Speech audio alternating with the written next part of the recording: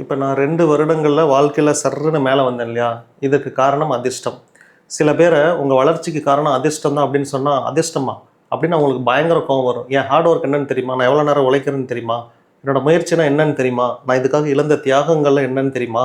அப்படின்னு சொல்லி அவங்களுக்கு பயங்கரமாக கோவம் வரும். ஒரு பெரிய நடிகருக்கு கூட நீங்கள் இந்த அளவுக்கு வளர்ச்சி அடைஞ்சதுக்கு அதிர்ஷ்டம் தானா அப்படின்னு நினைக்கிறங்கிறப்ப அவருக்கு பயங்கர கோவம் வந்துருச்சு.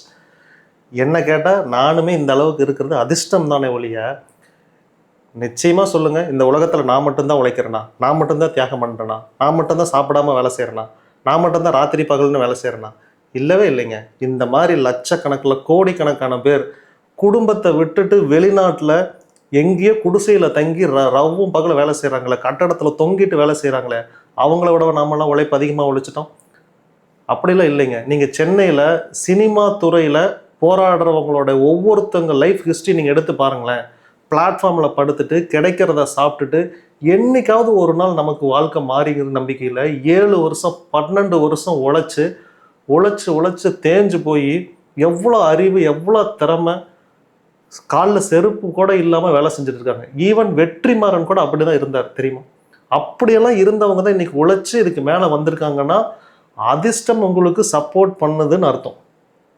அதிர்ஷ்டம் மட்டும் இல்லை அப்படின்னா உங்களுடைய உழைப்பு தியாகம் எல்லாமே வேஸ்ட்டு தான்.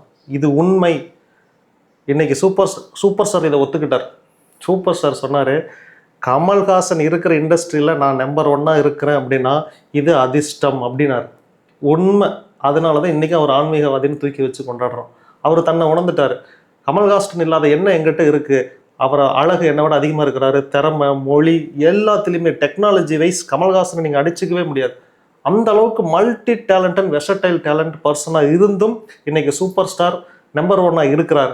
ஆனால் அவரே அதை மறுக்கிறார். இல்லை, கமல்ஹாசன் தான் தி பெஸ்ட் அப்படின்னு அவர் சொல்கிறார். ஆனால் பொருளாதார ரீதியாக அப்படி இல்லை. இதைத்தான் நானும் சொல்கிறேன். உங்களுடைய எல்லாமே இருக்கலாம்.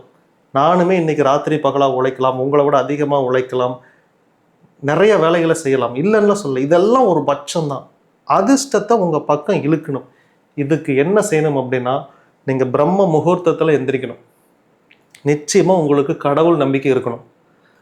நீங்கள் லாஸ் ஆனாலும் ஒருத்தங்களுக்கு ப்ராமிஸ் பண்ணீங்க இல்லையா, அதை செய்யணும். இல்லை சார் அன்னைக்கு நான் சொன்னேன், ஆனால் இன்றைக்கி அதன்படி செஞ்சால் எனக்கு லாஸ், அதனால் நான் அப்படி செய்யலை, நான் மாற்றிக்கிறேன் அப்படின்னு சொன்னீங்கன்னா அது தப்பு. அப்படி நீங்கள் பேச்சை மாற்றி பேசக்கூடாது.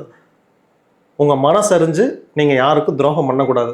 உங்களுக்கு நஷ்டம் ஏற்படலாம், ஆனால் உங்களால் மற்றவங்களுக்கு நஷ்டம் ஏற்படக்கூடாது. நீங்கள் என்ன வேலை செய்கிறீங்களோ அந்த வேலைக்கு நீங்கள் உண்மையாக இருக்கணும். நீங்கள் 20,000 ரூபா சம்பளத்துக்கு வேலை செய்கிறீங்கன்னா 30,000 ரூபாய்க்கு நீங்கள் வேலை செஞ்சீங்கன்னா அந்த வேலை ஒரு காலம் உங்களை விட்டு போகாது. உங்களை யாரும் வேணானே சொல்ல மாட்டாங்க. இப்படி நீங்கள் வேலை செஞ்சீங்கன்னா ஒரு காலத்தில் நீங்கள் எப்படி வேலை செய்கிறீங்க அப்படிங்கிறத இந்த பிரபஞ்சம் உங்களை மானிட்டர் பண்ணி பார்க்கும். இதுக்கு எல்லாத்துக்கும் சேர்த்து கிரெடிட் உங்களுக்கு நிச்சயமாக கொடுக்கும். நேர்மையாக வாழ்கிறதால உண்மையாலுமே நீங்கள் கஷ்டப்படுவீங்க, புறக்கணிக்கப்படுவீங்க, ஒதுக்கப்படுவீங்க.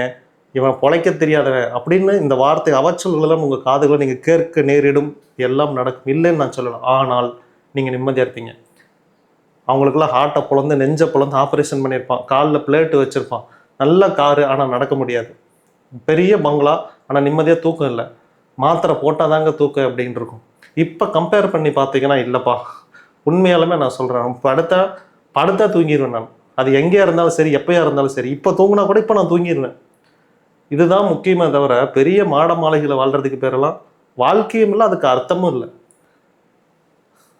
இதுக்காக ஆசைப்பட்டு இதை தொலைச்சிடாதீங்க. உங்களுக்கு வாழ்க்கை தான் எல்லாமே. அதனால் இப்போ அதிர்ஷ்டத்தை இழுக்கணும்னா நீங்கள் நேர்மையாக இருக்கணும். ஒரு காலத்தில் எல்லாருக்கும் இந்த வாழ்க்கை ஒரு வாய்ப்பு கொடுக்கும், நிச்சயமாக கொடுக்கும். அந்த வாய்ப்பை கரெக்டாக பயன்படுத்திக்கிட்டிங்கன்னா அதற்கு பேர் தான் அதிர்ஷ்டம். சில பேர் நான் ஒருத்தருக்கு இது ஏன் சொல்கிறேன்னா, நான் ஒருத்தருக்கு ஒரு பெரிய தொகையை பணம் கொடுத்து நீங்கள் ஒரு பேக்கரி வச்சுக்கோங்க அப்படின்னு சொல்லிட்டு அவருக்கு பணம் கொடுக்குறேன். நான் சொல்கிறேன், நான் மொத்த பணமும் இன்வெஸ்டரில் நான் பண்ணுறேன், நீங்கள் கூட இருந்து அந்த பேக்கரியை மட்டும் நீங்கள் பார்த்துக்கோங்க, உங்கள் லாபத்தை நீங்கள் எடுத்துக்கோங்க, என் லாபத்தை எனக்கு கொடுங்க அப்படின்னு நான் சொல்கிறேன். வேண்டாம் அப்படின்னு சொல்லிகிட்டே இருந்தார். 3 மாதமாக தட்டி கழிக்கிறார். நான் சொன்னேன், இப்படி நீங்கள் கஷ்டப்படுறதுக்கு நான் தான் பணம் தரேன்னு சொல்கிறோம்ல, ரிஸ்க் எடுத்தாலும் பணம் ஏதாவது லாஸ் ஆனால் கூட எனக்கு தானே பிரச்சனை, என் மேலே எனக்கு நம்பிக்கை இருக்குது, நான் உங்களை மானிட்டர் பண்ணுவேன், நான் லாஸ் ஆக விட மாட்டேன், நீங்கள் பண்ணுங்கன்னு அவர் அக்கௌண்ட்லேயே பணத்தை போட்டு விட்டேன். 1 வாரம் கழிச்சு பணத்தை விட்ராவல் பண்ணி கொண்டு வந்து கையில் கொடுத்துட்டு, இல்லைங்க சாமி எனக்கு அந்த மாதிரி தொழில் பண்ணலாம் எண்ணம் இல்லை அப்படின்னு திருப்பி கொடுத்துட்டாரு. நான் அப்போ அவர்கிட்ட சொல்கிறேன், உங்களுக்கு கதவை தட்டும்போது நீங்கள் இப்போ வேணான்னு சாவி திருப்பி கொடுத்துட்டீங்க பார்த்தீங்களா, ஒரு காலத்தில் இதுக்கு ஃபீல் பண்ணுவீங்க அப்படின்னா, இல்லை வேண்டாங்க சாமி அப்படின்ட்டு அவர் பாட்டுக்கு போகிறார். எனக்கு ஒரு காலத்தில் இப்படியெல்லாம் பண்ண ஆள் இல்லையே நல்லா ஏங்கி தவிச்சேன். நான் நிறைய பேருக்கு ஹெல்ப் பண்ணியிருக்கேன். அது உண்மையிலுமே நான் சொல்லலைன்னு விரும்பலை. ஆனால் யாருமே ரிஸ்க் எடுக்கலாம் விரும்பலை. நீங்கள் ரிஸ்க் எடுக்காமல் இந்த வாழ்க்கையில் எதுவுமே கிடைக்காது. எல்லாரும் என்னென்னா அந்த கோயிலுக்கு போ, உடனே உனக்கு தொழில் பண்ணும், நல்லாயிருக்கும், இப்படி தான் எல்லாருமே சொல்லி கொடுக்குறாங்க. அதெல்லாம் உங்கள் உழைப்புக்கு அப்புறம். ஓகேவா? முதல்ல நீ படிக்கணும், ஸ்கூலுக்கு போகணும், எக்ஸாம் எழுதணும், எல்லாமே ஃபுல்லாக பண்ணாதான் கடைசியாக பாஸ் ஆகி நல்ல வேலைங்கிறத கடவுள் கொடுப்பான். இவ்வளோ தான் பண்ணணும். சொல்லுவாங்க இல்லையா, முதல்ல பார்க்கணும், அப்புறம் வாங்கணும், அப்புறம் தோண்டணும். இதுக்கு எல்லாத்துக்கும் அப்புறம் தான் அது. எடுத்த உடனே தென்னை மரம் முளைக்காது. இப்போ எல்லாரும் அப்படி தான் நினைக்கிறாங்க, விடிஞ்சால் தென்னை மரம் முளைச்சிருக்கணும். அப்படி யாருக்கும் முளைக்காது. உங்கள் உழைப்பு ப்ளஸ் அதிர்ஷ்டம் ஈக்குவல் டு வெற்றி. அதிர்ஷ்டம் உங்ககிட்ட இல்லை, உங்கள் உழைப்பெல்லாம் வீணாக போகுதுன்னா அதிர்ஷ்டத்தை எப்படி இழுக்கிறதுன்னு கேளுங்க. நம்ம கேளக்கியர் சித்தர் கோயிலுக்கு வாங்க, சித்தரை வழிபாடு பண்ணுங்க.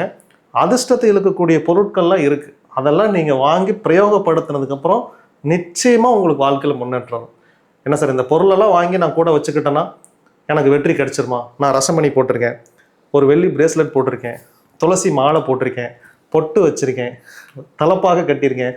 இந்த தலையை கவர் பண்ணுறது கூட ஒரு யுத்தி தான், உண்மை. இதை உங்களுக்கு நான் பின்னாடி சொல்லி கொடுக்குறேன். இந்த ரசமணியெல்லாம் மகாசக்தி. இதை எப்படி சார் நம்மளை ப்ரொடெக்ட் பண்ணோம்? இப்போ வெயில் அடிக்குது, நான் உங்ககிட்ட ஒரு கொடையை கொடுத்தேன்னா நீங்கள் பத்திரமா போவீங்கள்ல. முள்ளாக இருக்குது, உங்ககிட்ட ஒரு செருப்பு கொடுத்தேன்னா செருப்பு போட்டு நீங்கள் முள்ளு மேலே நடக்காமல் குத்தாமல் போயிடலாம் இல்லையா? ஊர் ஃபுல்லாக தண்ணியாக இருக்குது, ஒரு போட்டு கொடுத்தோன்னா அதில் ஏறி நீங்கள் போயிரு, இவ்வளோதான். அந்த பொருள் அதே மாதிரி தான் இதுவும் எல்லாமே உங்களையே காப்பாற்றும். உங்ககிட்ட விட்டமின் டி உடம்புல இல்லை, ஒரு பப்பாளியை கொடுக்குறேன், இந்தாங்க இந்த பப்பாளியில் விட்டமின் டி இருக்குது, நீங்கள் சாப்பிடுங்க அப்படிங்க. அதை சாப்பிட்றீங்க, உங்கள் வியாதி குணமாகுது, அவ்வளோதான். அதில் விட்டமின் டி இருக்கிற மாதிரி இதில் ஒரு சக்தி இருக்குது, இவ்வளோதான். இதுதான் இந்த உடம்புக்கு தேவை. இந்த மாதிரி தான் ஒவ்வொரு பொருட்களையுமே இந்த பிரபஞ்சம் அப்படி தான் வடிவமைச்சிருக்கு.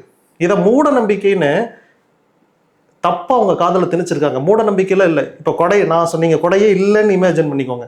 இந்த உலகத்திலே கொடை இல்லை. ஆனால் நான் ஒரு கொடையை தயாரித்து இதை நான் கொடைன்னு ஒன்று கொடுக்குறேன், நீங்கள் மழையில் நனைய மாட்டீங்க, வெயிலில் காய மாட்டீங்க அப்படின்னு சொன்னால் அவன் கிடக்குறான். இந்த உலகத்தில் எல்லாருக்கும் ஈவனாக தான் வெயில் அடிக்கும், ஈவனாக தான் மழை பெய்யும். அது எப்படி உனக்கு மட்டும் மழை பெய்யாமல் இருக்கும்? ஏன் நீ கொடை என்னன்னே நீ பார்க்கல, கொடைனா என்னன்னே உனக்கு தெரியல, நீ கொடையை பிடிச்சி நடக்கலை, நீ எதுக்கு இந்த மாதிரி எல்லாம் பேசுகிற? இப்போ தெரியுதா? ஒரு 30 வருஷத்துக்கு முன்னாடி இந்த மாதிரி வீடியோ காலில் அமெரிக்காவில் இருக்கிறவர்கிட்ட பேச முடியும் அப்படின்னு சொன்னாங்கன்னா இதெல்லாம் ஃபேக் நியூஸ். இன்றைக்கி இதெல்லாம் நிஜமாக நடந்துகிட்டு இருக்கு. அப்படி சொன்னவங்களே அதை யூஸ் படுத்திகிட்டு இருக்கிறாங்க. இப்படி தான். இதெல்லாம் நாமெல்லாம் கண்டுபிடிக்கலாம். இதெல்லாம் பலாயிரம் வருடங்களுக்கு முன்பாக நம்மளுடைய முன்னோர்கள் கண்டுபிடிச்சது. இன்னைக்கு நாளைக்கு கண்டுபிடிச்சது இல்லை. அதெல்லாம் இதை நீங்கள் நம்புங்க, நிச்சயமாக உங்கள் வாழ்க்கை மாறும். நம்ம கிட்ட இல்லாத ஒன்றை நம்ம இந்த பிரபஞ்சத்திலேருந்து எடுத்து நம்ம கூட வச்சுக்கணும். பேரை மாறினா இங்கே மாறுமா? மாறும். இப்போ இந்த காந்தாரன்னு ஒரு படம் வந்துச்சு இல்லையா, ரிஷப் ஷெட்டி அப்படின்னு. அவருடைய உண்மையான பேர் வந்து பிரசாந்த் ஷெட்டி. அவர் எத்தனை படம் எடுத்திருக்காரு தெரியுமா? இதுக்கு முன்னாடி கிட்டத்தட்ட 4 படம் எடுத்திருக்கிறாரு. எந்த படமுமே பெருசாக பேசவே படம் இல்லை. அந்த படத்தில் அவர் பேர் வந்து பிரசாந்த் ஷெட்டி. நீங்கள் வேணால் சர்ச் பண்ணி பாருங்கள். ஆனால் ரிஷப் ஷெட்டின்னு பேர் மாற்றி காந்தாரன் படம் எடுத்தார். 25 கோடி படம் எடுத்தாங்க, 700 கோடி வசூல் பண்ணுச்சு. 125 கோடி படம் எடுக்கிறாங்க, இன்றைக்கி 1000 கோடி வசூல் பண்ணுது. உங்கள் பேரை மாற்றினீங்கன்னா, இந்த பொருட்களை பயன்படுத்தினீங்கன்னா நிச்சயமாக உங்கள் வாழ்க்கை மாறும். அதிர்ஷ்டத்தை உங்களோட வச்சுக்கலாம். கேளக்கியர் சித்தர் நமோ நம.